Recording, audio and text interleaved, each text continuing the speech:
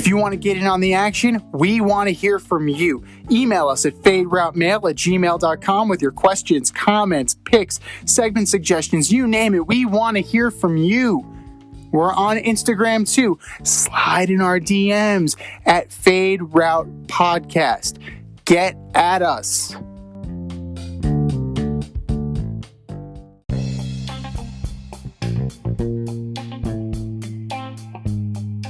Welcome to the Fade Route with D and Z. Here are your hosts, D and Z.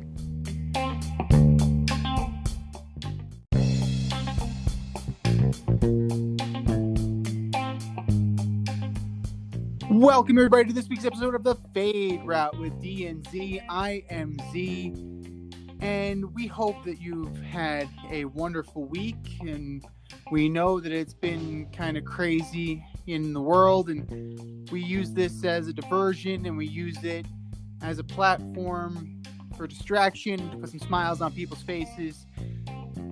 And one thing we've been waiting for is some movement in Major League Baseball, and positive or negative, and we've had a mixed bag so far this week. Let's pay a little homage and respect to the late, great Los Angeles Dodgers manager Tommy Lasorda, who passed away today at the age of 93. Multiple-time World Series champion, Hall of Famer, multiple-time manager of the year, larger-than-life personality, really brought himself to his job and really went above and beyond in that role, making himself one of the great characters in the game. And while that happened today, we also had a little bit of positive movement in Major League Baseball. The New York Mets working out a big trade with the Cleveland Indians. Well, whatever they're going to be called. The Cleveland Indians for now. Acquiring both all-star shortstop Francisco Lindor and Cookie Carrasco. Solid number 4 starter for this team, in exchange for Ahmed Rosario, Andres Jimenez, and 2 prospects. So, flip a coin, Cleveland. Choose whichever shortstop you want, and move the other guy to second. Do whatever you need to do, but a huge move for Steve Cohen, Jared Porter, Sandy Alderson, and the rest of the Mets front office. And they've been linked to Chicago Cubs third baseman / outfielder Kris Bryant. And as a Met fan, I could not be happier with the Carrasco and Lindor move, and I don't want any part of Kris Bryant if I am the New York Mets. And here he is. I've known this guy since our days on Carousel Shoes, the last QB in St. John's history, flight crew through and through. What's up, D? How's it going, man? Hey, 2021 is off to a rough start.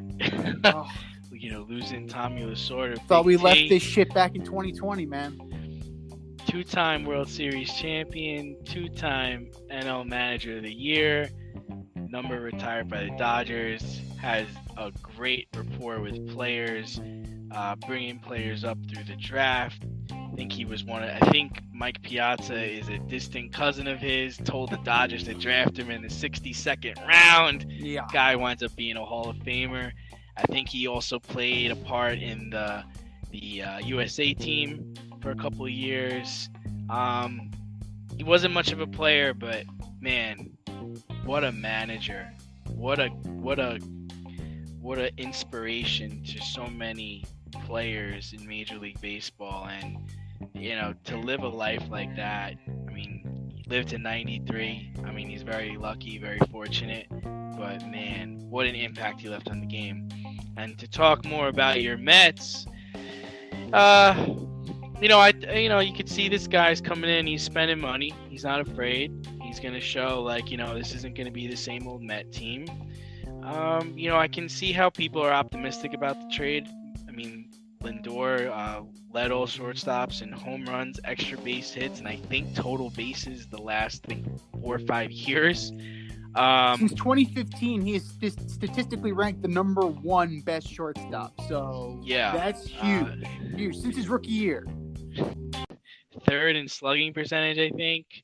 I mean, it's a big deal. And unlike you, I'm a Chris Bryant fan. I love the guy. I think he's a phenomenal player. Yeah, he gets hurt a lot, but you know what? They got to compete in this division.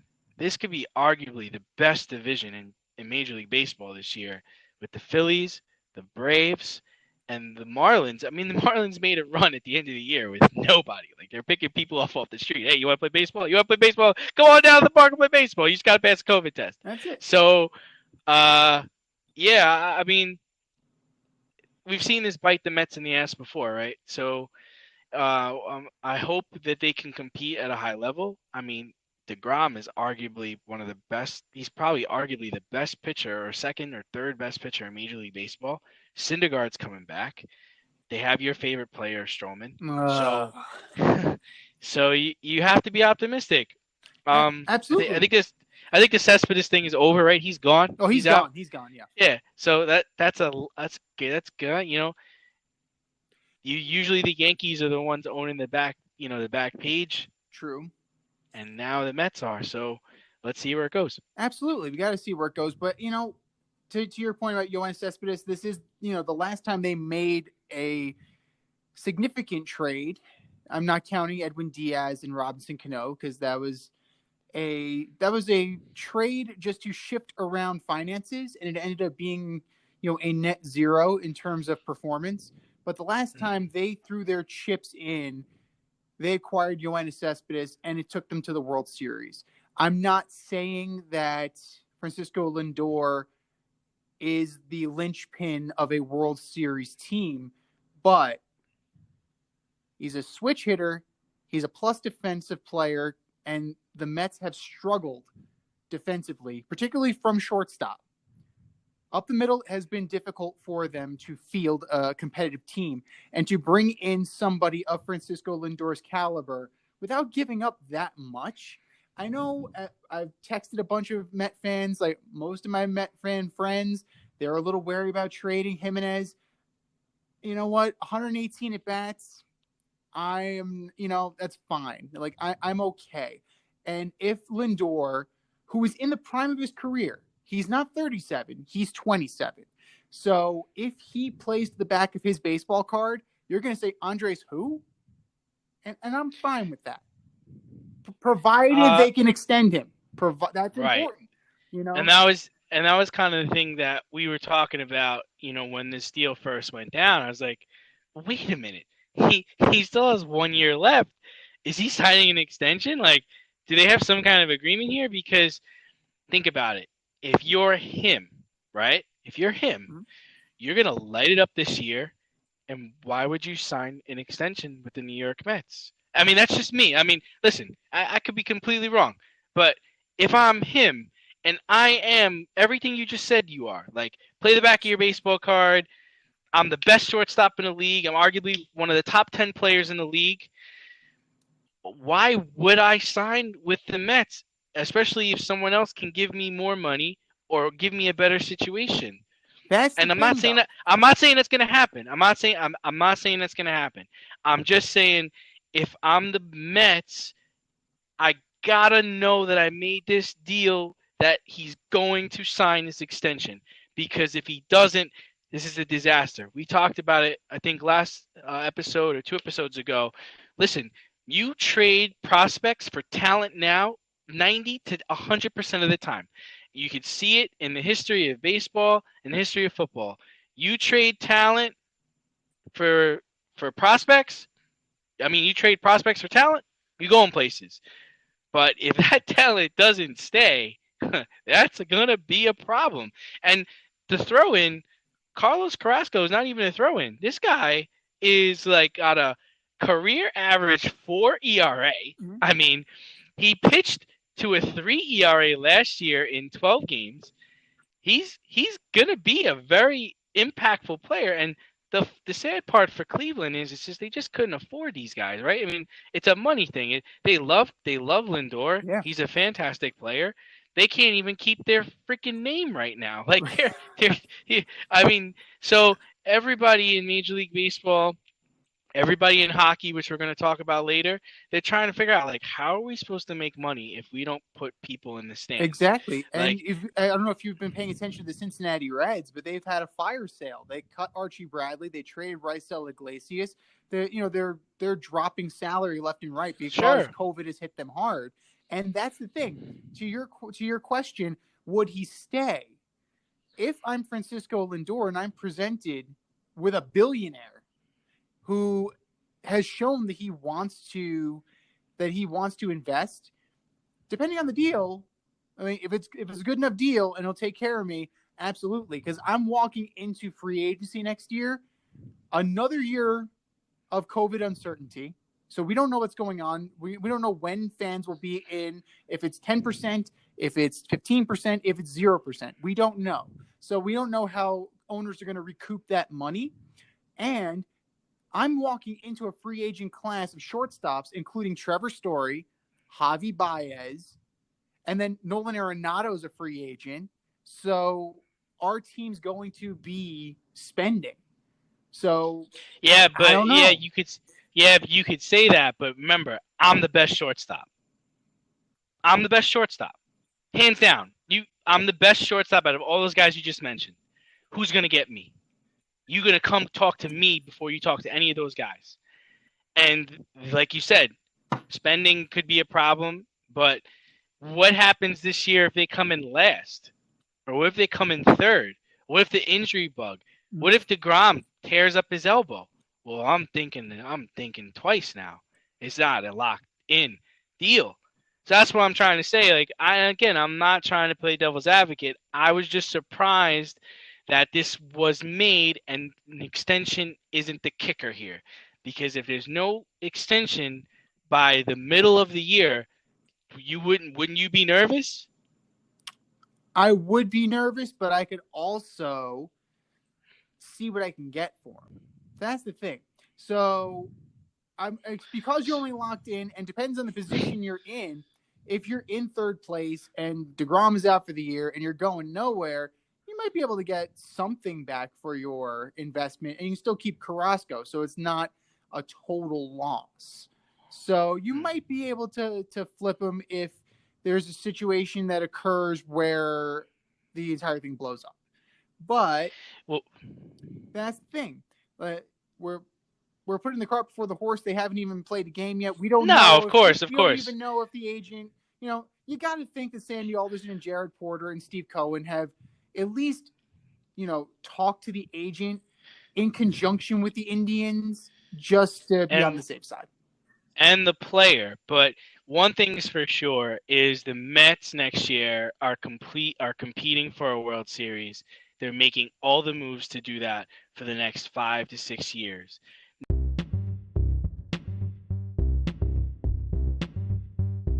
It's time for the Fade In, where we give a nod to the trending sports stories of the week. Now, one team that caught a lot of heat last weekend for not competing to win the last game of the year was the Philadelphia Eagles, who took out their starting quarterback Jalen Hurts in the fourth quarter to put in Nate Sudfeld, who proceeded to throw or turn over the ball twice in his possessions and turn over the game.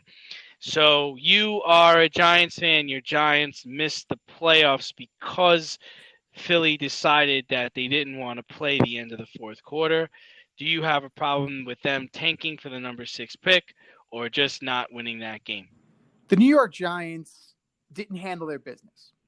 So as a Giant fan, I'm not upset because they had every opportunity during the season to make sure that they had everything lined up so that it didn't need to go down this way.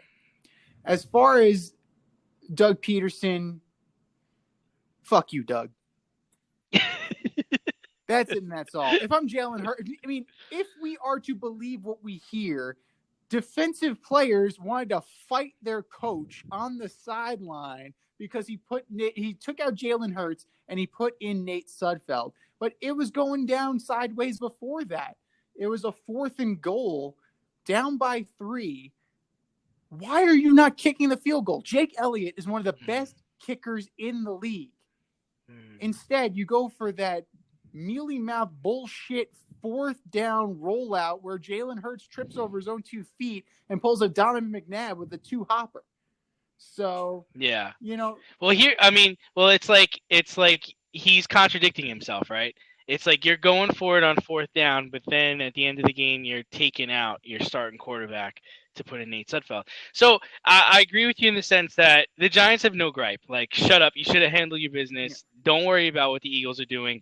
But you really want to stick your chest out, a 6-10 team making the playoffs? Like, give me a break. I don't want to hear any of that. What I do have a problem with is Doug Peterson's defense of the situation, saying that Nate Sudfeld worked hard all year and he wanted to give him a shot. It's like, well, you know what? Then he should have started the game. Right. Like, I don't have a problem with resting players. Like, if you don't value the rest of the season, or you don't value the end of the season, like Tom Brady played last week. Matthew Stafford was hurt. He played last week. Like, those guys are gamers. They're going out and play. A couple of years back when Peyton Manning was in the league, the Colts were notorious for resting their players when the season was wrapped up. That's fine. And most of the time they walked into the first or the second round and they got their head kicked in, and then it's like, okay, that's why you don't rest players. But my whole thing is like, if you were trying to win the game, because it shows like they led the league in 4th down tries and they had the lowest conversion in the league. Okay.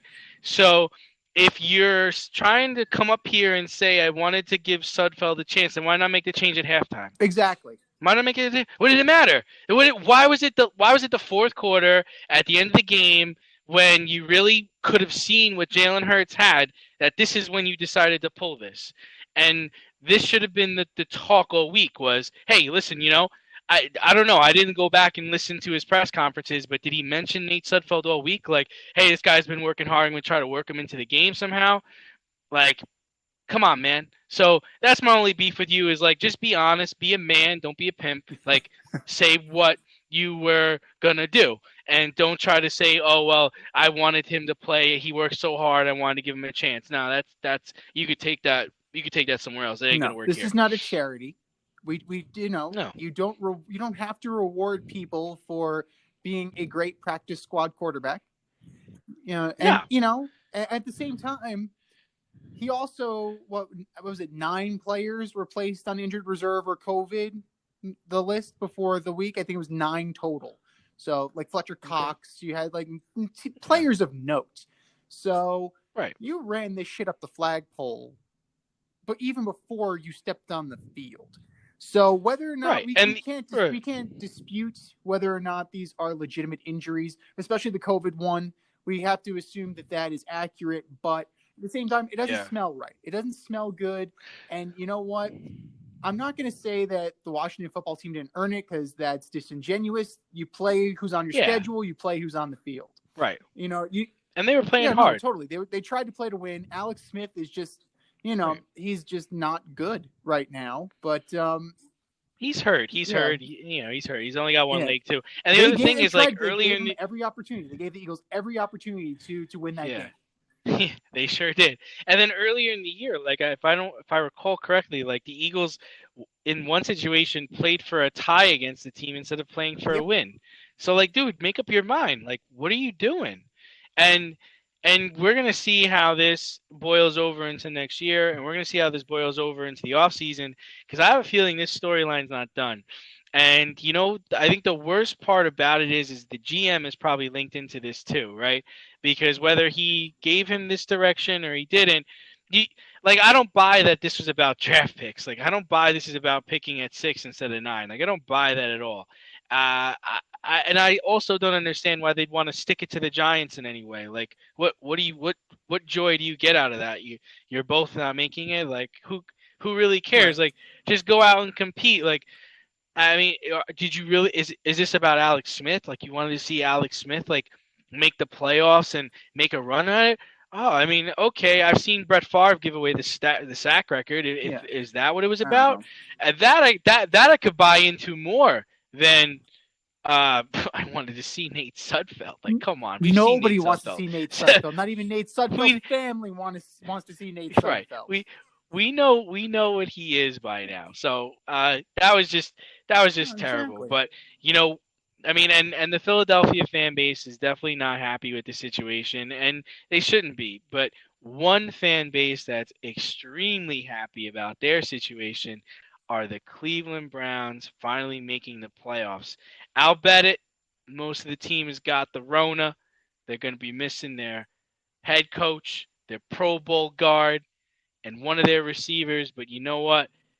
They're going to give it all they got in Pittsburgh this weekend. So, what do you think about the Cleveland Browns and their chances against the Steelers this weekend? First and foremost, congratulations to the city of Cleveland and the Cleveland Browns. I know you guys have been waiting 18 years for this. 18 years.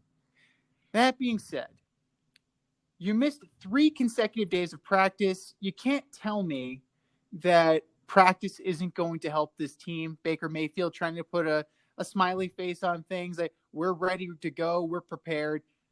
Bullshit. You know, anytime Bullshit. bullshit. I'm just calling. Like you need to practice. Sorry, I get it. It's the same. It's very similar to when the Colts lost to the Jets after the Colts played, what was it, Curtis Painter, I think was the starting quarterback that time. And then the week after, the Jets came in and blew their doors off when they were healthy. Kicked him in the head. So I can definitely see that happening. But they also had a full week of practice. And they also didn't have, like, Marvin Harrison talking shit. This week, in his infinite wisdom, Juju Smith-Schuster, the dancing fool, decided that he was going to poke the bear a little bit and put a little bulletin board material up. Don't poke the bear. Do not poke the bear. Don't poke Absolutely the bear. Not. Here's the quote. I think they're still the same Browns teams I play every year. I think they're nameless gray faces.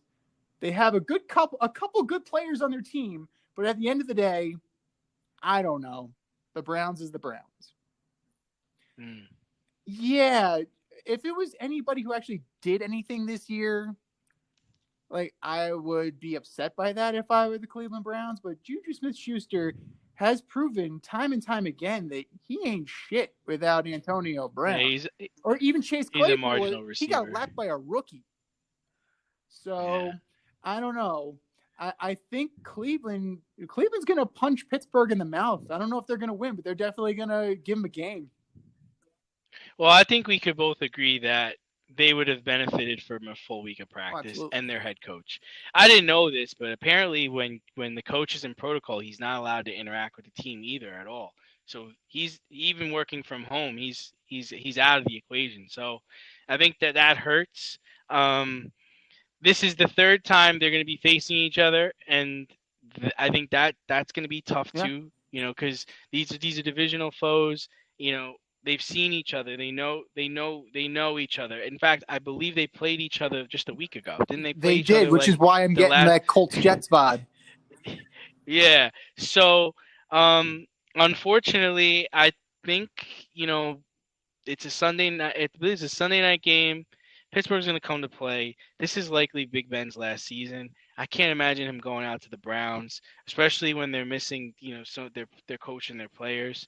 I think Pittsburgh's going to come to play. I think it would have been a better game, especially the Pittsburgh defense. Like, I think they're going to be chomping at the bit to really get back into this game after what happened last weekend. Absolutely. So, but you know what? I just got to say this thing.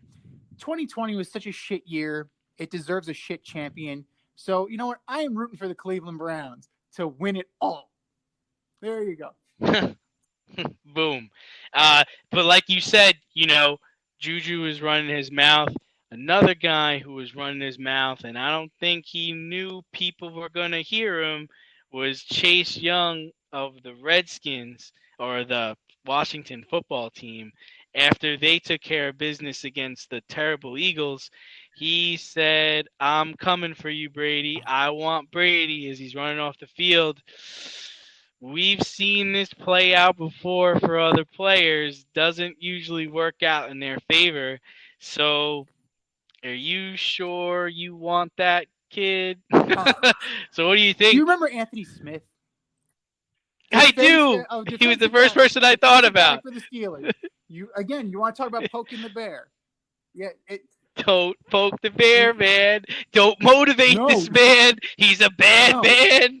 Tom Brady is like Michael Jordan in that the slightest little misconception, the slightest perceived slight, it doesn't even have to be a slight, and he will rip your heart out, stomp on it, and make you watch. That is Tom Brady in a nutshell on the field. He's a competitor. He's ruthless in that regard. And Chase Young, you better show up, son, because make my millennium. That's it, because he heard this, and that Tom Brady just wants to stick his finger in your face and talk shit. Yeah, I mean, so here's my thing on this. I'm a big Tom Brady fan. I've been since, we were juniors in high school. But, I just think of this, 41, 42-year-old man, getting up in the morning. His body's aching. He's old now. It's not the same. And him seeing this or hearing this from somebody, and immediately your heart starts beating, your mind starts racing, and now you are ready to go. You are fueled. This is bulletin board material. He doesn't need this to get him going for a game, but don't think this was not the nitro in the engine on this one. And just like you talked about, it was 2007 with Anthony Smith.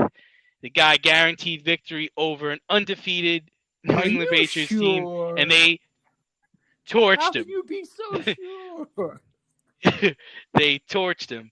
Then it's like you said, it's he takes this stuff personal, and I think a couple of weeks ago, Tony Dungy was on a podcast somewhere, and he had mentioned that Tom Brady was the 6th toughest quarterback he faced.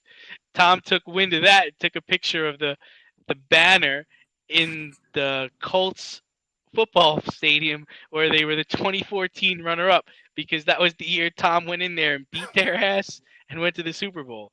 So it's just things like that where, I think it was Bill Parcells saying, it's like when you win, you don't say much, or when you lose, don't say much, and when you win, say even less. That's just what you got to do in that situation. You gave him fire. And I was originally picking the Redskins to win this game, but as you'll hear in my pick segment later on, I think Tampa's going to roll now. The thing is that the Tampa Bay offensive line is much maligned. It's not as bad as we think it is. But Chase Young is a dynamic pass rusher. So if he can get Brady off his spot, he definitely, he will cause a little bit of difficulty in that offense. But good luck, kid. Good luck. The only thing I would say is I feel less sure about it than I would if this was New England.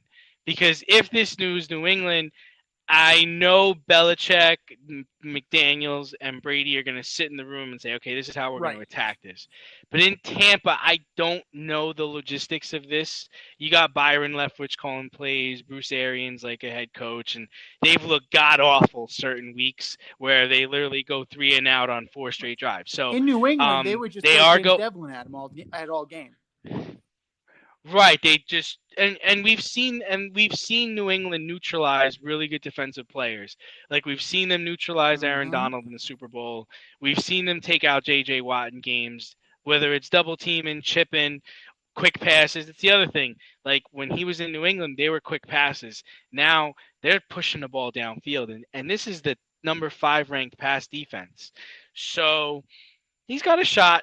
But, I wouldn't put my money on Mr. Young this weekend. He's going to be chasing the goat all over that field. Right. But, switching gears a little bit, there was definitely some movement in people losing their jobs. GM positions became available, head coaching positions became available. In your opinion, what's the best available job for the upcoming season? So just to recap, we have the Falcons, we have the Texans, the Jaguars, the Jets, the Lions, and I think I might be missing one. I feel like I'm missing one. But the The Chargers, yes, Chargers. thank you. Anthony Lynn was put out of his misery. The best job in terms of ready-made team, in my opinion, is the Chargers. You have the rookie of the year, Justin Herbert. You have a pretty decent defense. You just need a couple of tweaks. You need a healthy Derwin James. You need a healthy Joey Bosa, healthy Melvin Ingram. You have players on the offense. Like, that would be a turnkey operation. As far as intriguing position, though, and hear me out, because this is going to sound nuts. The Jets, they have draft capital, they have finances, they have a clean slate. So if Joe Douglas wants to make some moves, he can because he has the ability to do so. So that kind of flexibility definitely is intriguing to me. Two jobs that I want to stay away from until I figure out what's going on. I don't want to touch the Falcons job, and I sure as shit am not touching the Texans. Not with a 10-foot pole. Yeah. Not with your yeah, I mean, it's fun. It's funny you say the Chargers and the Jets because I actually thought the same thing for similar reasons. But I'll play devil's advocate in this situation and say that I do think the Falcons job is somewhat appealing, and here's why. I think they do have assets. They have cap room, not a lot, some cap room, and I think they can get good value for their players. And not to mention, I think they have the number 3 or the number 4 pick in the draft. Probably the number 4 pick in the draft. I think Miami's picking 3.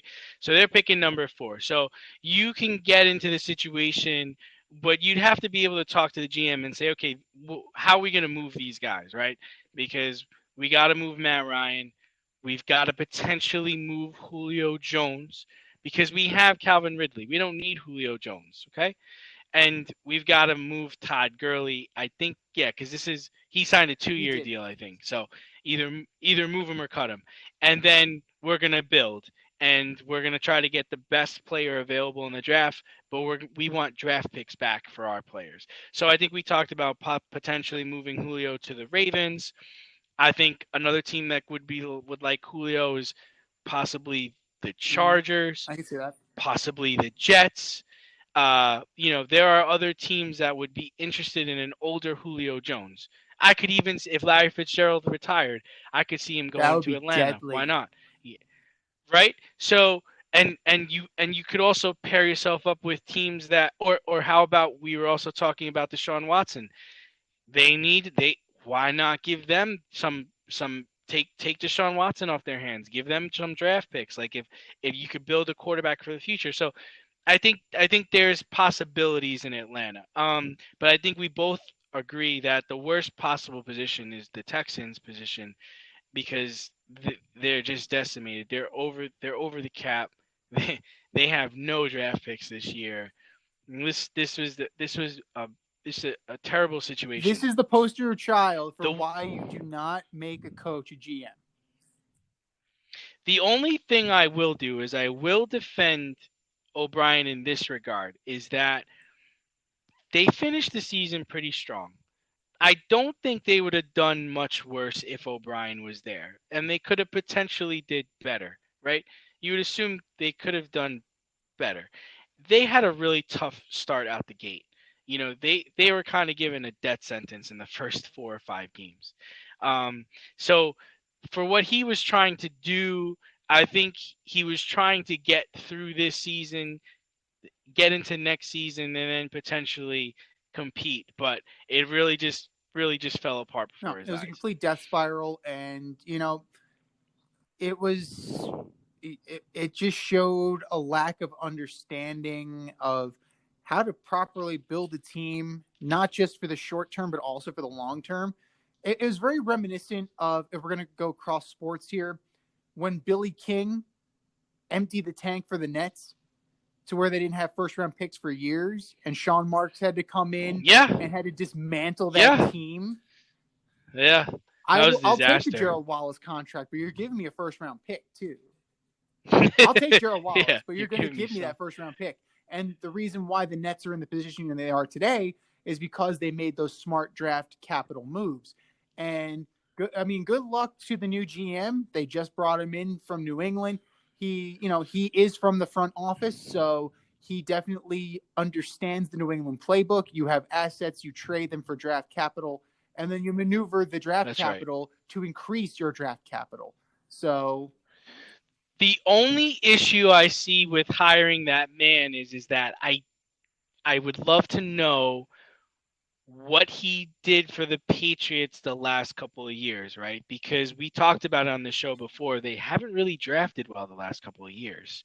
So what is that? Because they tried to get him right. last year, and I think the Patriots told him you can't even talk to this guy right now because he's still with us. So I'd love to know, like, what is he gonna really bring them, or what's he gonna do? What's he hanging his hat on? What's his plan? My guess is his plan is to trade Watt, to trade some of their other assets, and work with Deshaun Watson in some way, shape, or form. One thing's for sure is all eyes are going to be on the national championship game, which is coming up next week. Surprisingly, we had this wrong. It's actually going to be Ohio State and Alabama. So, hey, man, who you got? Who you taking in this game? Well, we certainly both got surprised by Ohio State and the beatdown they put on Clemson. So take full responsibility for that. Did not see it coming, but this is what happens when you only get 6 games worth of sample size. You don't really know. Exactly. You don't exactly. know. And we don't know. Justin Fields got hurt, and they've been dealing with COVID. The deck is stacked against the Ohio State Buckeyes, but Alabama's not as good as it's been in recent past. I mean, Mac Jones is good. Right. You have Devontae Smith. You have Waddle, who's a game-time decision, but he's probably going to play. Offensively, they're good. I mean, they just lost Steve Sarkisian. I mean, he's the head coach of Texas now that Tom Herman got fired. So, like, I don't even know if he's going to coach. They might just have an interim coach instead. So that might throw things for a wrinkle. It's gonna be close. It's gonna be an entertaining game. I'm gonna take the Crimson Tide. Yeah, I mean, me too. We've been doubters of Ohio State for weeks now. I don't really like how they got into the playoff. I don't really even appreciate them into getting into the championship game. In fact, I think if they win the championship, it'll kind of be tainted because you only played 6 games. So, yeah, you won, but I don't really know. I mean, it's a very short week, and Fields is coming back from. I mean, it looked like busted ribs or at least a cracked rib, so it doesn't really it doesn't look good for your offense. So Ryan Day needs to have something up his sleeve to kind of mitigate against that because he did. I mean, to have your starting quarterback clutching his ribs running off the field, it's never a good look. Well, I mean, let's look. If we look at both teams, right? Who's the best player on the field? It's the guy who just won the Heisman, Devontae Smith. He's the best player. Led the league in receptions, receiving touchdowns, what have you. Who's a better coach? I'm saying Nick Saban's the better coach. Okay. Who's now the two things that we're kind of game time decision or game day we just don't know is we don't know about the health of Justin Fields, and we don't know if Waddle's going to play. I would think that if Waddle plays, that's going to be a big factor, bigger than how Justin Fields heals up. Statistically, Mac Jones, the Davey O'Brien Award winner, he was the second best quarterback statistically in the country. So Justin Fields wasn't even close to what Mac Jones was doing. Yeah. Granted, sample size, 6 games, of course. But in terms of performance, Mac Jones definitely, he deserved the award. And he definitely put up his numbers. Only Kyle Trask threw more touchdowns and had more yards. And you don't see the Gators anywhere. And Mac Jones, no, the Gators are awful. And Mac Jones has been in Alabama for a while, if I'm sure, if my memory, I think is correct. He's been there for a couple of seasons. Tua, Hurts, and Jones was the third string. Right. So he knows the system. This is like the biggest moment for him, and I don't see him letting this slip out his fingers. So I'm gonna say Roll Tide. And then back to talking about the Heisman winner. We talked about this briefly yesterday. I was kind of surprised Devontae Smith won. not because the talent's not there. He's super talented. He kind of reminds me of a Marvin Harrison, but I just thought that this was Trevor Lawrence's year. I mean, his record as a college football player and his statistics at Clemson, I'm just so surprised that the national championships and the great seasons he's had, he didn't walk away with a Heisman. So I was just very surprised to see that he won it. I wasn't sure what your take was Statistically, on it. this year Trevor Lawrence wasn't as impressive. The issue with having a wide receiver as your Heisman Trophy winner is that it is a dependent position at the end of the day. So it's one of those things that, how much of it, because you have, at that point, you have to watch every game, break down every snap, and then you have to see how much of it was actually Mac Jones, because he was also up for the award, if I remember correctly. How much of it was Mac Jones, and how much of it was Devontae Smith. It's not like a running back where you get the rock and you're running. It's a totally different kind of mindset. So, I mean, I'm fine with it. I mean, 1,600 yards, 20 touchdowns, average of 15 yards. I mean, 105 receptions. I mean, solid, very solid. But, it's definitely, it's a head scratcher. It's definitely one that I'm fine with, but, a wide receiver always calls that into question. Well, I mean, he was the second or third wide receiver to ever win it, right? I think something third, like that. Second, something like that. So my whole thing is he better than Desmond Howard? Yeah, he probably is better than Desmond Howard. Is he better than Julio Jones? I don't know about that. Is he better than Calvin Ridley? That's and he's, from what I understand, he's a small guy. He's only like 6 feet, 6'1". I mean, So I mean, and again, this was a weird year. But it'd be the thing about you said about Trevor is like he didn't have that great of a season, and I wonder if going into the draft, if teams look at that, right? I feel like he diminished, right? He had a great college season, then a really good college season, and then just a good college season. So I wonder if teams are going to look at that and be like, well, wait a minute, is this guy, sliding down? And I wonder if Justin Fields' play, these last couple of weeks is making teams take a second look and take a second thought about this. Now we know today, or I think tomorrow, the Jaguars are bringing in Urban Meyer, to interview for the head coaching position. I mean, this is an Ohio State quarterback. This is a guy who runs Urban Meyer's system. Could that be more appealing than a Trevor Lawrence? Could Trevor Lawrence find himself dropping to the Jets or dropping to the Broncos? Like, could that possibly happen? And I think it's a possibility. I mean, we've seen with RG3, and we've seen with Andrew Luck. Like, Andrew Luck was a shoe-in, right? This guy was going to be the future, next Joe Montana, next Elway, and it just didn't turn out that way. Like, he got too banged up and he's gone, never to be seen again. He could have easily healed up for 2 or 3 years and came back. He's like, nah, man, screw that. I don't know if Trevor Lawrence is that guy, but definitely makes you think about things.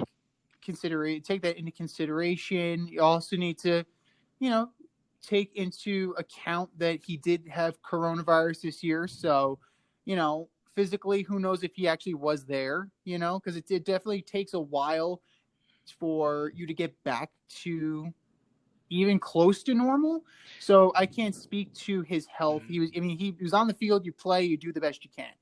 But I mean, you do have a bit of a regression from, It was it's just sliding. It's just like if you look at the tape and you're kind of like, wait a minute, are teams just catching up to them? Like, are teams just keying off of him and realizing like, oh, his like you said, the numbers weren't there. So I'm just starting to wonder if teams are like, But then again, is he doing this on purpose?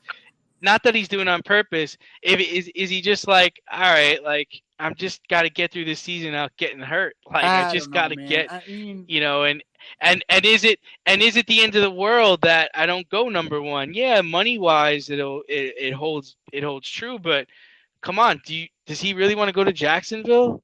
Does he really want to go to New York? I mean, if he fell to 9 to a team like the Broncos, who are not terrible, like they got good receivers, they got Pro Bowl running backs, decent decent offensive line. Is He that may so not make it bad? past 6 to Philly. I mean, it's possible. Yeah, that's another thing. Yeah. Well, that's what I'm trying to say. Is like if you're him, do you look at it and you're like, you know what? I just got to Right. get through this season, especially after the Yeah. COVID thing happened, right? It's like, well, this is like, okay, I could have really jeopardized myself here. I don't know. It's just something to think about. We've seen quarterbacks who were, projected very highly slide. So it wouldn't surprise me.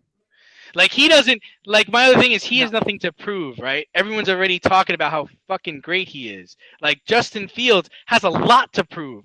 Like my man probably broke or bruised his ribs really bad last weekend, and he went back into that game because he's like, yeah, I'm going to the national championship. I'm going to win this thing, And So, Wilson is on the rise too. Zach Wilson from BYU. He's definitely he's coming up. Yeah, I've seen him. Yeah, so he's not the only quarterback. He's not. I mean, certainly Trevor Lawrence, has not distinguished himself with his play this year, but his body of work definitely warrants, consideration.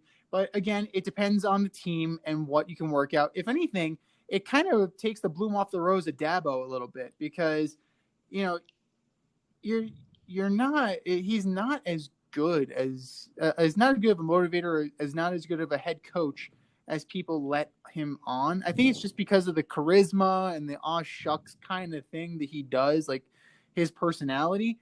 But X's and O's wise and how he handles the media, he leaves a lot to be desired. And Urban Meyer going to Jacksonville, the only thing that is good about that is that there's no NCAA violations. And, if they catch up to him, he still has the ability to use his family and health to resign. So that's the one thing about Urban Meyer. I want no part of Urban Meyer if I'm Jacksonville. I've seen it too many times. I've seen it in Utah and I've seen it in Florida and I've seen it in Ohio State. He's great at recruiting felons. He's really good at that. He's really good at getting like really, really bad players. But we've been talking about the national championship is going to be this week, and there will not be a full stadium. I'm not even sure how many people are going to be allowed in the stands, and that's still the same thing that's going on throughout the leagues in all the cities. So leagues have to get more creative in how they're going to get more money. One of the things the NBA is contemplating is adding 2 more teams. That adds about $150 million to each owner if a new team comes into the league. And one of the things the NHL is doing is they've sold the naming rights to their divisions. The North will be Scotiabank, the Central will be Discover, the East will be Mass Mutual, and the West will be Honda. So just wondering your take on the NHL selling the naming rights to their divisions, and will we see more leagues adapt this format? It's not even the first time that it's been done. I mean, the D League used to be the D League until they sold it to Gatorade, and now it's the G League. So that's not a professional organization. Like that's not the top. It's not. That's but a we've minor still seen league it happen. system. So the precedent has already been set. So I'm okay with it from that standpoint because it's already been done, and teams constantly. It's the wave of the future. You're going to see,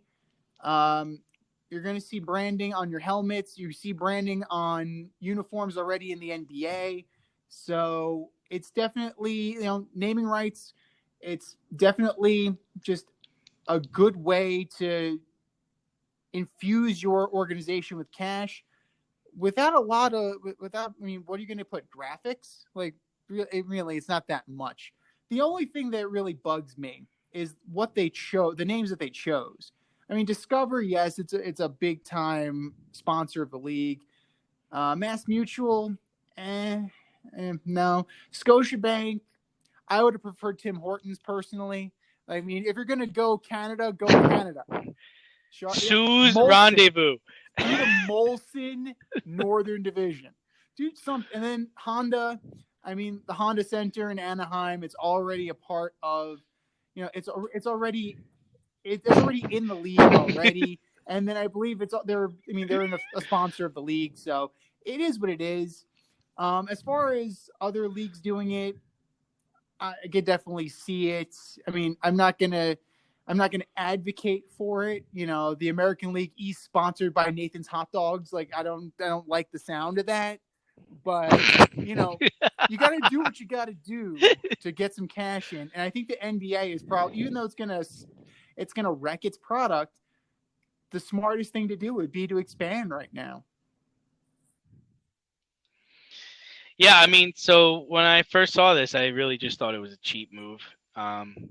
The only thing I would say is I would have liked it better if they stuck with one genre, right? Like, kind of like you said, like, let's make it all cars. Let's do Honda, Chevrolet, Subaru, or let's do all banks. Let's do Scotiabank. Let's do Capital One, or, let's do all credit cards. Let's do Discover. Let's do Amex. Like, I would have liked it better that way. The rumor is that these companies paid in the mid 7-figure range for this deal. So it's a hefty amount of change. The NBA did sell their jersey rights a few years back, and it's never going to go back, right? Yeah. You've opened that spigot. You've already opened that avenue of cash. So the problem I have with something as large as naming your divisions is you're never going to go back. And I mean, you're more of a hockey guy than I am, so I don't know if divisions mean a lot in hockey, but in baseball, divisions mean something. In football, divisions mean something. Basketball, I don't think divisions really mean much, because at the end of the day, you're either coming out of the East or you're coming out of the West. I actually probably couldn't even name all the divisions in basketball, but yeah, I mean, going back to the NHL, I mean, they did have a rich history of naming their divisions, but you had the Patrick, you had the Prince of Wales, you had the Campbell, but at the end of the day, like, that system went the way of the dodo once they started expanding, just because you had so many divisions, and it kind of, you kind of lost a little bit of the NHL character. So it's a part of the fabric of the old NHL. So I mean, I can honestly say that I hate the fact that there are advertisements on NBA jerseys. In fact, I'm reluctant to buy an NBA jersey just because of that. Where in football, they only sold the rights to their practice jerseys. They haven't actually sold rights to their football jerseys. And granted, I like you said, like we talked about, it is an avenue of revenue, but I would hate to see the NFL open that up, because I think it would taint the jersey for me.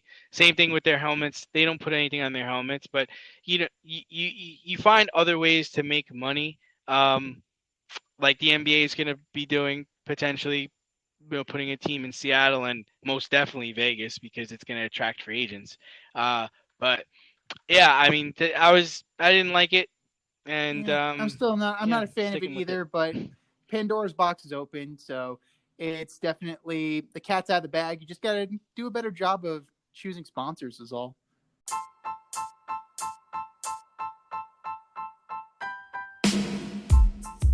It's time for the mail route on the Fade Route. If you want to join us, email faderoutemail@gmail.com. Questions, comments, picks, you name it. faderoutemail@gmail.com. All right, boys and girls, it is now time for the mail route. As you know, you can get on this show. All you got to do is slide in our DMs, Fade Route Podcast on IG, or hit us up at faderoutemail@gmail.com, like our buddy Randolph from Brooklyn, who asks the following question. What's up, bros? The draft order is set in the NFL, so who's making moves? Good question. It's a fantastic question. So what do you got on that? I think the Jaguars are set at number 1. They're not going to go anywhere. They'll take Trevor Lawrence, and then they'll just ride off into the sunset. The Jets could make some moves just to get some more draft capital in there. But one team definitely sticks out more than the rest for me, and that is the Miami Dolphins. They don't need this pick in terms of finding a franchise quarterback if they believe in Tua Tagovailoa. But you could draft best player available, or you can dangle this pick for some more draft capital, or even, and we went over this in our production meeting, and this is what I would do if I was Chris Grier. I call the Houston Texans, and I say, you get the number 3 pick, you get Tua, you get a second, and you get a 5th. And you can sleep with my wife. And you know what? if it'll change that 5th to a 6th, you can even sleep with my wife for Deshaun Watson. And I just took my team potentially, well, my poor wife. But this is why I'm single. I took my team and my wife to the next level. This just made our relationship so much better. Don't you see? But that trade puts me on par with the Buffalo Bills, in my opinion. But I've also seen Watson linked to the Jets, and that makes absolutely no fucking sense, because Watson is going to be in the same position in that he's got nobody to throw the ball to. And if I'm the GM, if I'm the new GM of the Texans, I'm cleaning shop. Merciless, I'm trading to the Cowboys, maybe for a 5th, maybe a 4th if I can get it. Watt, we're going to make it a family affair in Pittsburgh, baby. All of them are going to be in Pittsburgh. I'll take a 6th for J.J. Watt.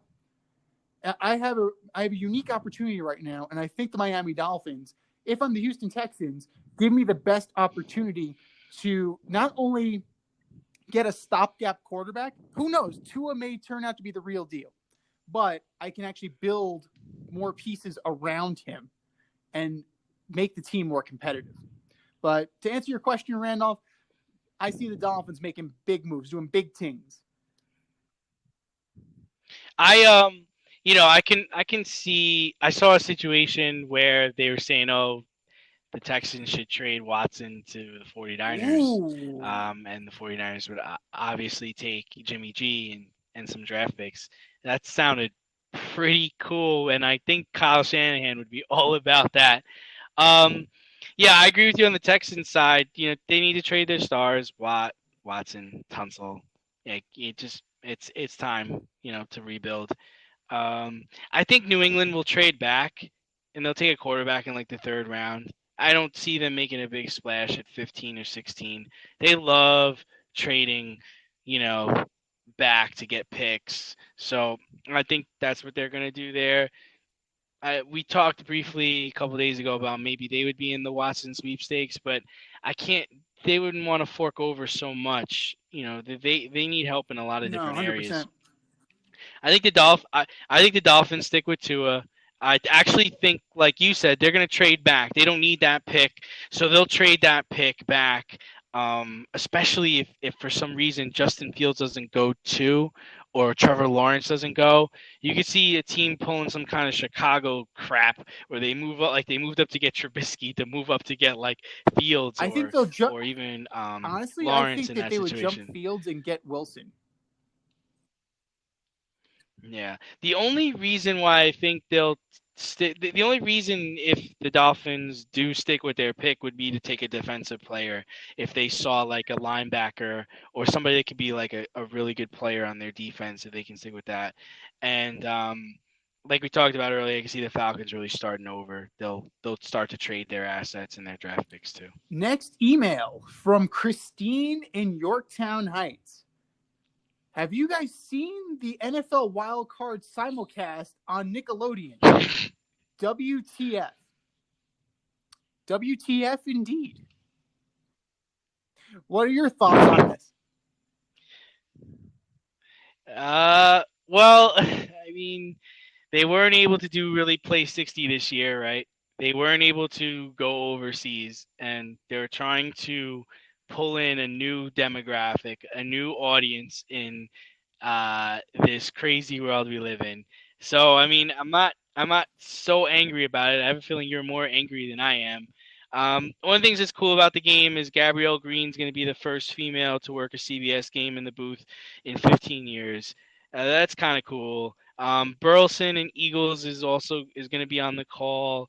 I guess I'm interested to see what they're going to do to explain the game, because from what I understand, that's one of the things they're going to try to do is explain formations or explain things that are happening for children.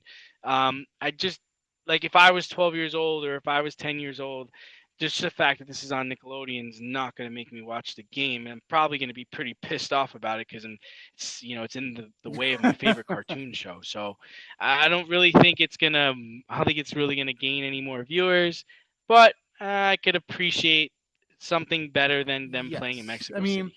personally, if this interrupted my watching of Salute Your Shorts or Legend of the Hidden Temple, I'd be very upset about that. The Shrine of the Silver Monkey, I need to watch that. But I mean, I understand what they're trying to do. They're trying to appeal to a market that doesn't necessarily watch football, doesn't necessarily like football. They're modifying they're modifying the production to where it is more kid friendly. But at the end of the day, the kids who are watching this are probably not watching the NFL to begin with. So I don't know how much interest there will be to begin with. And it's the NBA jamification of football. And it's not for me. I get that. I stopped watching Nickelodeon a long, long time ago. But it's fine.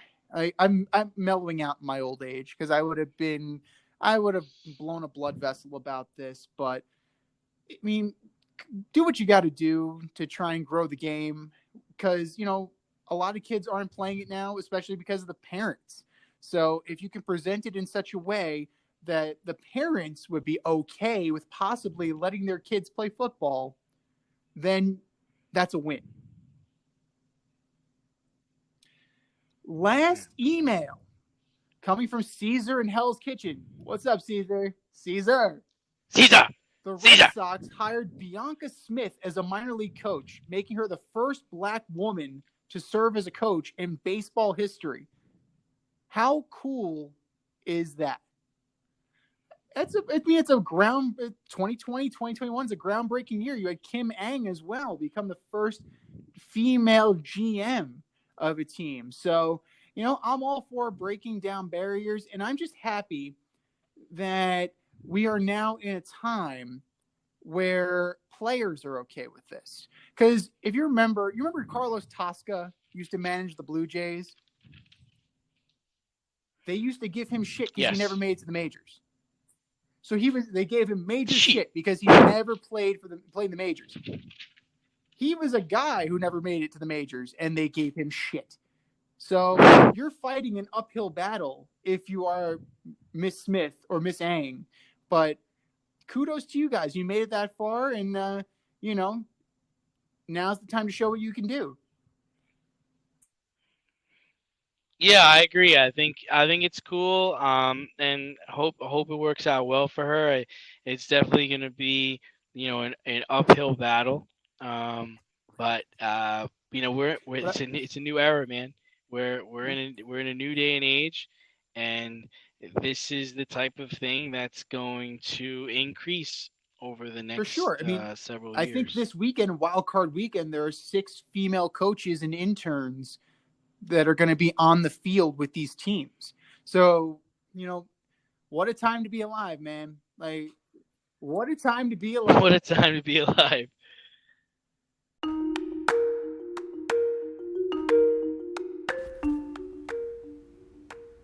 Time to see what's cooking this weekend, sponsored by As You Eat It, only on YouTube. That's AZ You Eat It. Check it out today. All right, it is now time, boys and girls, for our pick segment. I've been picking at about 62% all year, so a third of these are going to go right in the trash. So I'm just letting you know that to begin with. First up, Colts at Bills. Who you take? I'm going to surprise you. I'm actually going to take the Colts. I just think that they're one of the most overlooked teams over all year. And I think they're going to come in and surprise some people. Josh Allen hasn't done anything yet, so I think they are going to take him out. There is a modicum of pressure on the Bills. This is their time to ascend.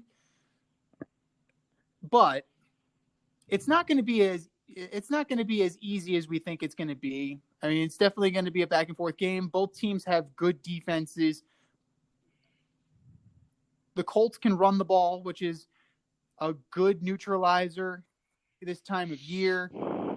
It all boils down to Phillip Rivers. And Phillip Rivers not making mistakes in crunch time like we've seen in years past. And the secondary of the Bills can make you do that. So I'm going to take the Bills. It's not going to be easy, but they are going to earn their playoff stripes this weekend. Okay. Rams at Seahawks, round 3. I'm taking the Seahawks on this one. I'm taking. I had them in the me Super Bowl, too. so I guess I gotta. And John Wolford, as of right now, he's the quarterback, right? Jared Goff, I don't know if he's gonna play or not. Oh, jeez. Yeah, he had thumb surgery. I think he's been limited at practice, but as of right now, it's looking like it's going to be Wolford. Enough said. Go Hawks. Bucks at football team. Who you got? I mean, I alluded to this earlier. Up until Chase Young running his mouth, I probably was going to go with Washington, but you don't poke the bear. You don't poke the goat. So I'm taking you don't tug on Superman's cape, and you don't spit in the wind, and you don't poke the goat. You never poke a goat because he will kick you. And that's exactly what's going to happen. But it's you also don't eat chili for lunch on a Wednesday. You don't do that. Or you also don't eat chili and then stand downwind and spit in that wind. But I don't know. I think it'll be more so than Tom Brady. I think it's going to be the Rojo show more than anything else. He's had a fantastic Sunday year. slate. Game number 1, Ravens at Titans. It was an easy one for me. I'm going with Baltimore. Tennessee has not been able to stop anyone all year, and Baltimore is a better defense than Tennessee. For me, it's that simple. And I think they played each other earlier this year, and Tennessee won. So that's probably leaving a salty taste in the Ravens. Lamar Jackson needs this game more so than anybody else on that field. Lamar Jackson needs to prove an exorcist. Like he needs the money or he needs the win? He's got to exorcise some demons. He needs to exorcise the demons that he cannot win in the playoffs. It's going to be close just because Derrick Henry's on the other side of that field.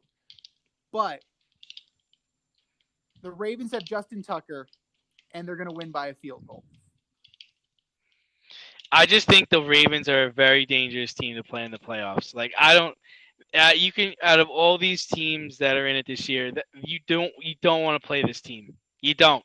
You can't tell me otherwise. They're running for over 400 yards a game, for crying out loud. Like, and it's not just because I'm a Ravens fan. It's just like this is the worst thing you could imagine because you have a quarterback on the other side that's so dynamic. Let's say they get a lead, and now you got to try to come back against that defense, and then you have to still try to figure out how to stop this man. It definitely, it's definitely problematic. And the Titans, their defense has just regressed and regressed and regressed. So, good luck, Tennessee. You're going to need it. Bears at Saints. This doesn't seem like too much of a thought process. I'm just going to take the Saints. I mean, I'm taking the Saints, but out of all my picks, this is the one where I would not be surprised if the other team won. And that's just simply because the New Orleans Saints are not the New Orleans Saints of the last 5 years or the 4 years or 3 years. Like, this team, they've had trouble. They've had trouble, with COVID. They've had trouble with injuries. Mike Thomas, I think, is going to play. I think Kamara is going to play, but and Drew Brees, I'll tell you right now, this game went into overtime when they played in Chicago. So clearly Chicago could do something here. And this is the game that's going to be on Nickelodeon, the simulcast with CBS and Nickelodeon. So maybe just maybe, we'll see Mitch Trubisky get slimed. SpongeBob Mitch. SpongeBob Mitch pants. SpongeBob takes out Drew Brees. And last but not least, the Cleveland Browns against the Pittsburgh Steelers. Yeah, I mean, we talked about it earlier. I have a hard time believing that Cleveland's going to go into Pittsburgh, possibly Big Ben's last year, and just win this game. I know that they've been playing marginal lately, but it's going to be cold. Pittsburgh's defense needs to show up. I'm taking Pittsburgh. This is going to surprise you. Not much surprised me these days, especially after this. I've got 5 words for you. Kareem Hunt and Nick Chubb. I'm taking the Cleveland Browns to beat the Pittsburgh Steelers and make a run in the playoffs this year. COVID be damned, the running game travels, and they will run on the Steelers. Well, that's our picks for the playoffs this week. Thanks for tuning in tonight. You can catch our podcast starting next week on Wednesday nights. We're trying to get ahead of the curve and try to compete with other formats. You can catch our podcast on Anchor or other premium outlets such as Spotify. Thanks for listening to this episode of our podcast. If you like what you heard and want to hear more, be sure to like and subscribe on your favorite podcast platform. Rate us 5 stars, leave us a review, turn on subscription notifications, and tell your friends. Spread the word, spread it wide.